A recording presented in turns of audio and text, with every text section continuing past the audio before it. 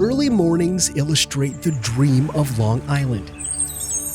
This is the birthplace of the suburbs, a place to raise a family away from the bustling city. But reality hits by rush hour.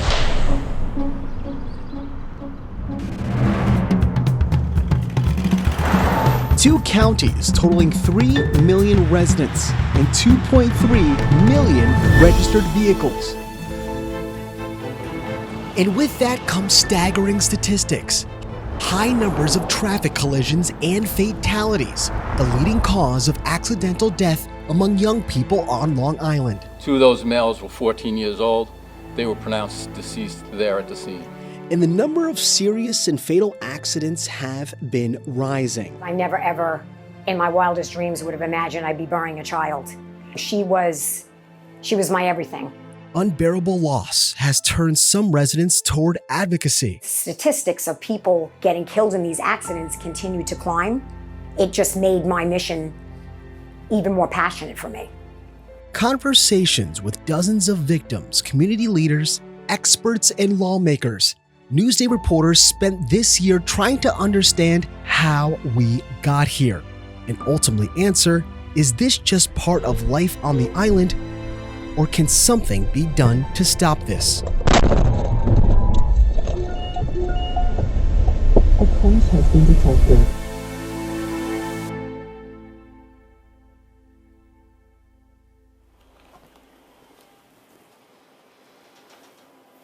Today at the dollar store next to where Aunt Andrea had her old nail salon, I was shopping for a travel toothbrush and it had a memory of Angelica. I remembered that I was a week away from my 13th birthday and Angelica was 14.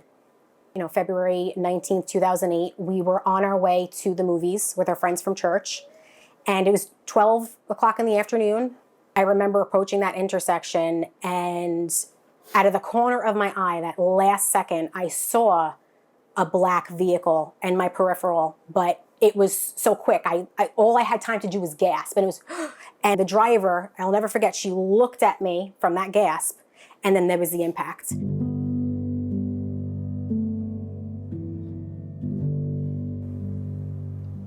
It clicked, oh my God, the girl's in the back seat, Angelica's in the back seat, and I looked back, and in that moment, I saw Angelica hunched over. They had switched seats right before they got in the car. So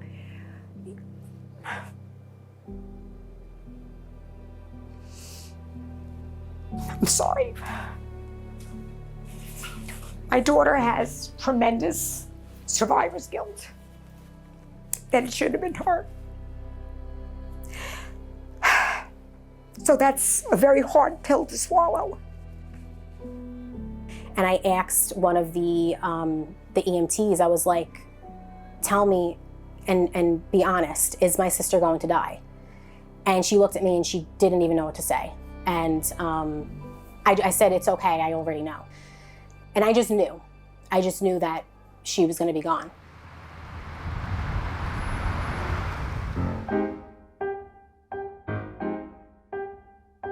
I think anyone who drives on Long Island has been exposed to some of the shortcomings of how the roads are engineered. It goes back to the history of how they were created. You go back to Robert Moses, trying to get people as quickly as possible from New York City to the beaches and the parks he created. Our roadways were designed over 100 years ago when we were an agricultural community with about 40,000 residents. And now we have a population of 1.4 million. To take that population and to put it in the same space. We have crowded roadways, we have aggressive driving, we have distracted driving. You put all that together, this is what's leading to crashes, injuries, and fatalities.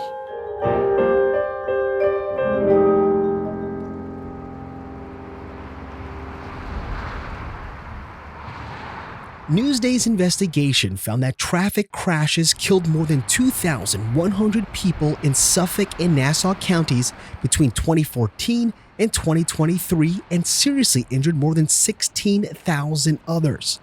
Long Island in 2023 had a fatality rate of 7.6 per 100,000 population, 36% higher than the New York State average.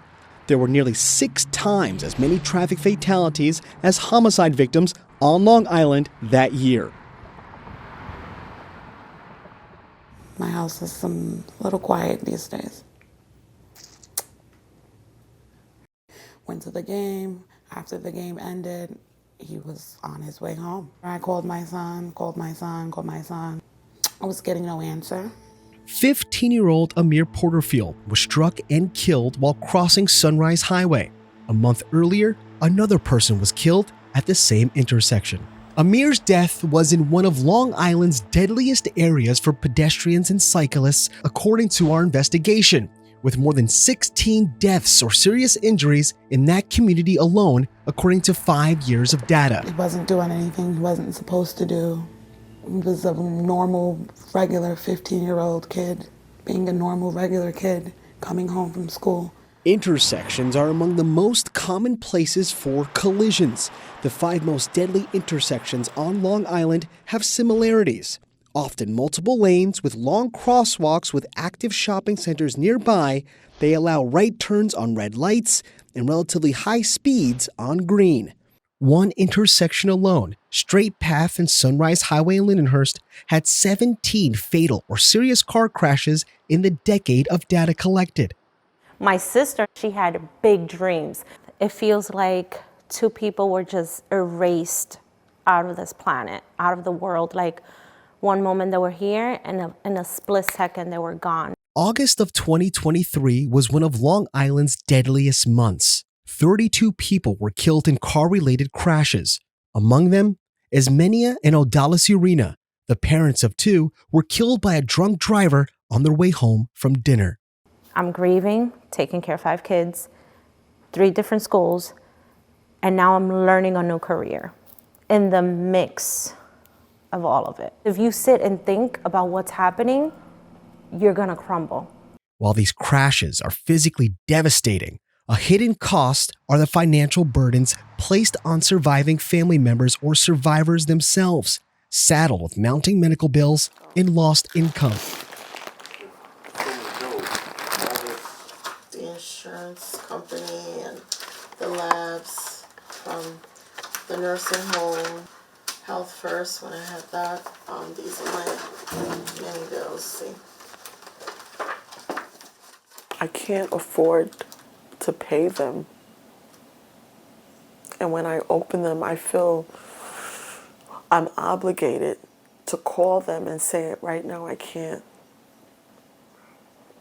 And some people understand, some don't.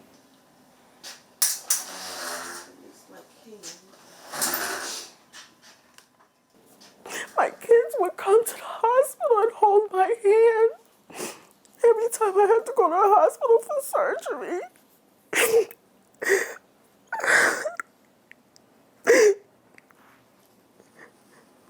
This girl took a lot from me, and I'm just disgusted. I don't know what to say anymore about how I feel. Nakayan Bartholin of Deer Park was once an active and financially independent dialysis nurse until she was hit by an admitted drunk driver.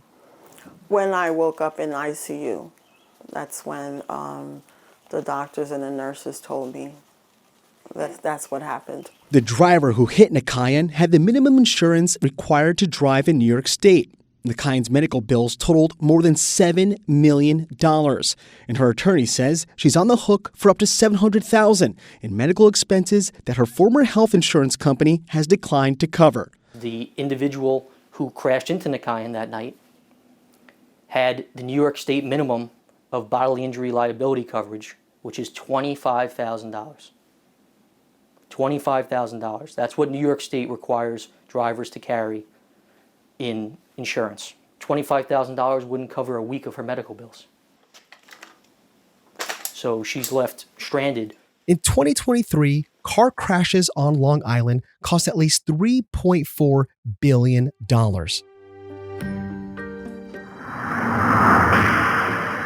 Impaired driving is one of many causes of accidents on Long Island. Authorities say aggressive driving incidents have been on the rise since the COVID-19 pandemic, and agencies issued more than 83,000 aggressive driving tickets just last year. To capture aggressive driving behaviors on Long Island roads, Newsday journalists utilized dashcam cameras during the course of reporting this story. It's not just a road rage incident, it's people speeding. It's people cutting in and out between the lanes trying to get in front of the car that they think is going too slow in front of them. It's people illegally crossing the HOV barrier, coming back into the highway when no one's expecting them there.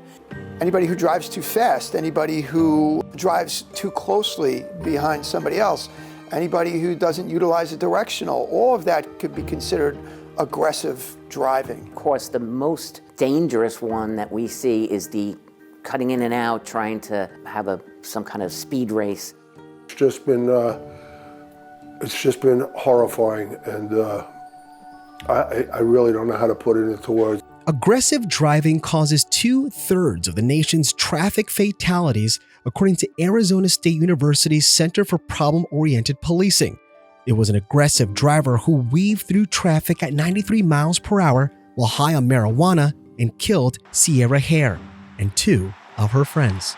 People are not driving normally. I'm on the Southern State Parkway. I'm worried because cars are flying by me, people crawling up behind you. Everybody wants to go fast.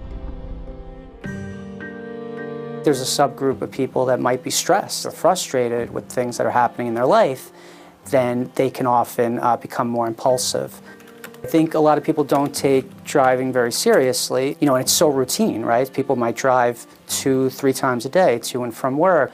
Cars, have been built in with a lot of safety features now. People do kind of take it for granted a little bit that it is, a risky behavior. I've seen women, I've seen men, I've seen young, I've seen older, I would say. 2 years ago, I had an encounter with a middle-aged woman who was driving 95 miles an hour with a 2-year-old in the back seat of the car.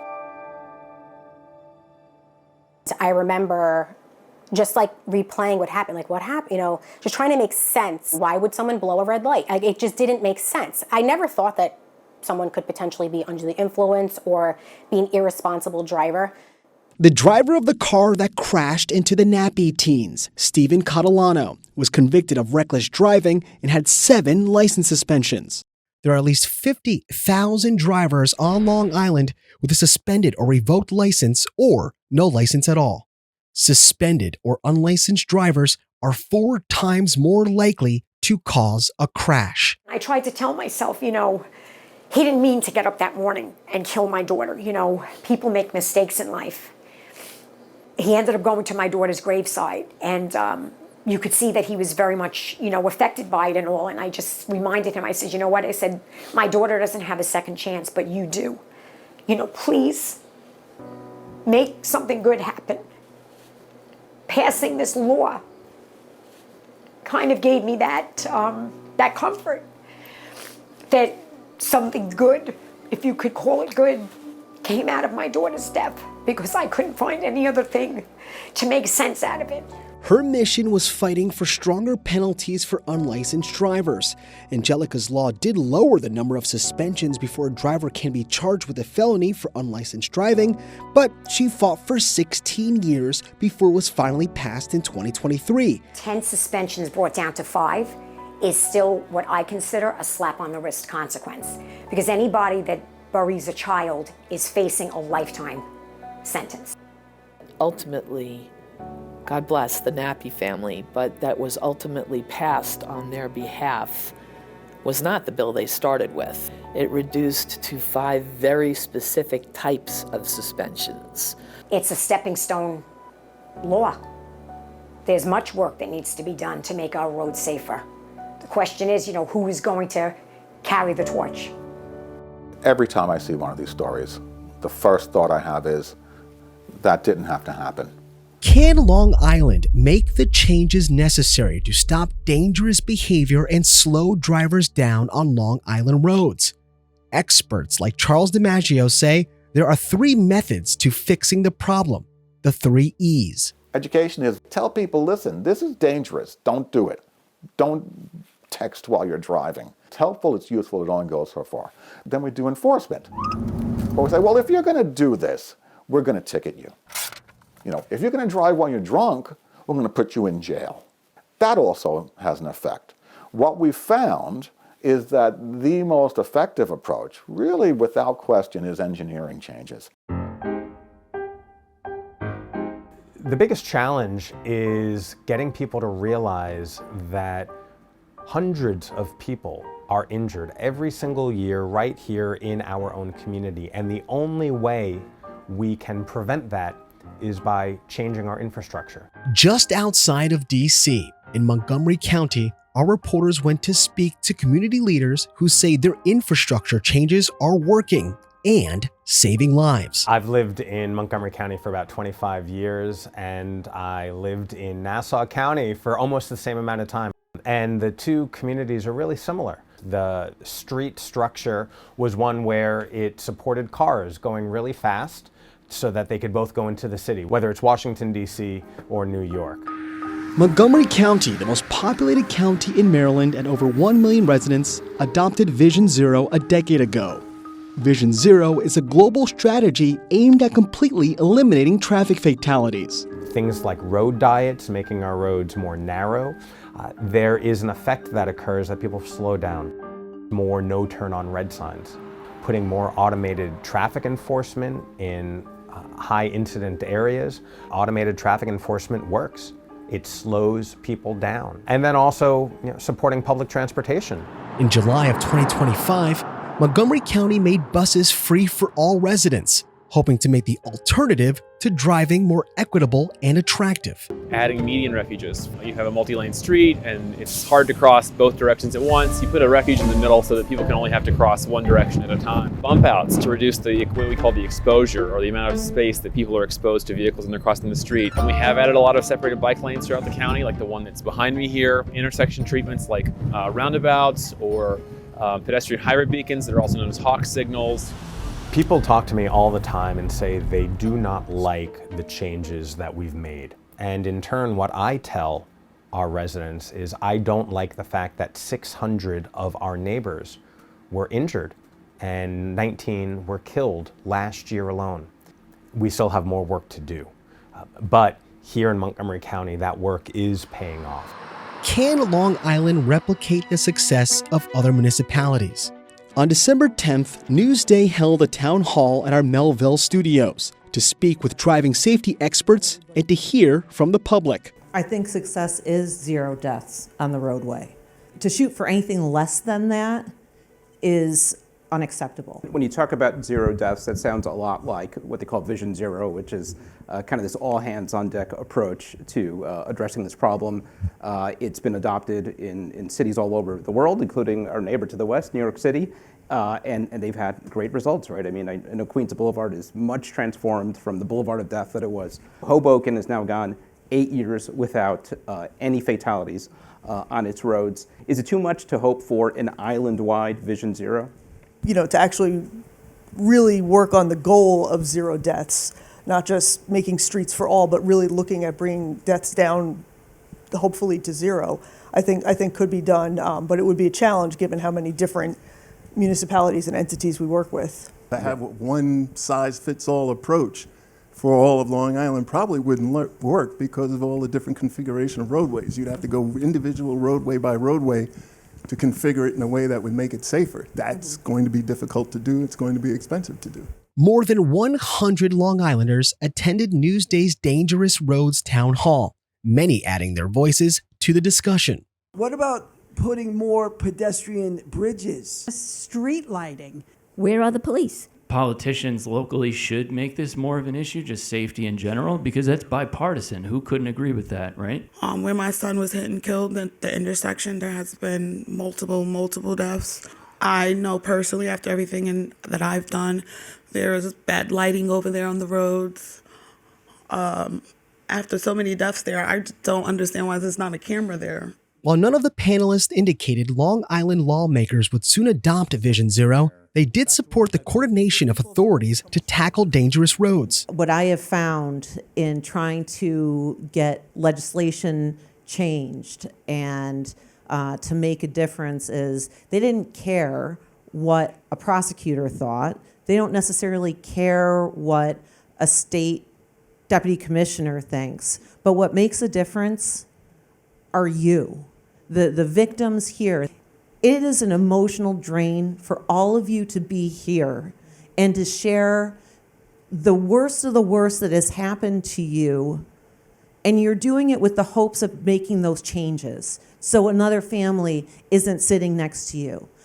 Turning trauma into advocacy. Angelica's sister, Nicolette Nappy Frenzone, is now a Mothers Against Drunk Driving program specialist.